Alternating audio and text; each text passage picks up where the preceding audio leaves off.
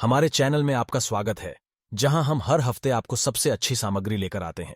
और अगर आप नए हैं, तो सुनिश्चित करें कि आप सब्सक्राइब बटन को दबाएं और नोटिफिकेशन को ऑन करें, ताकि आप हमारे सबसे नवीनतम वीडियो से कभी भी वंचित न रहें। आज हम सर गंगाराम के दिलचस्प जीवन में डूब रहे हैं, जिन्हें आधुनिक लाहौर के पिता के रूप में मान्यता प्राप्त है।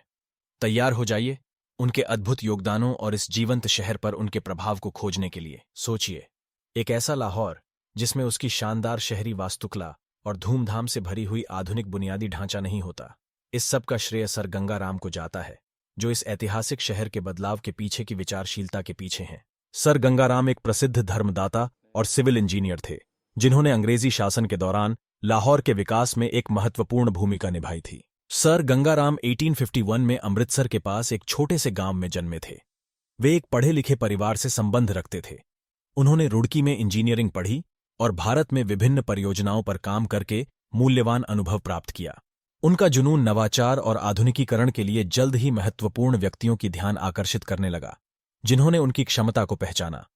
उनके समर्थन से गंगाराम ने एक ऐसी यात्रा पर कदम रखा जो लाहौर के भविष्य को स्थायी रूप से आकार देने वाली थी।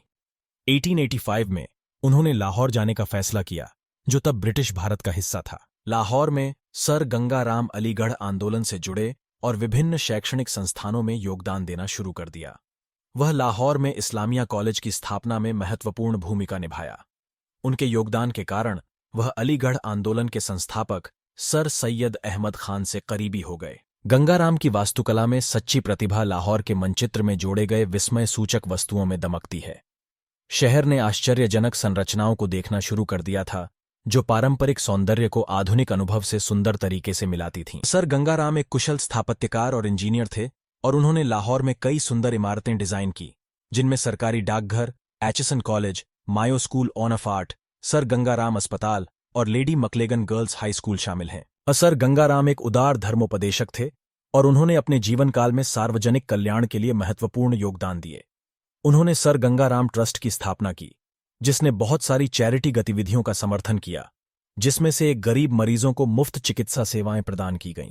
उन्होंने यजमानी और सार्वजनिक इमारतों के निर्माण के लिए धनराशि भी इकट्ठा की।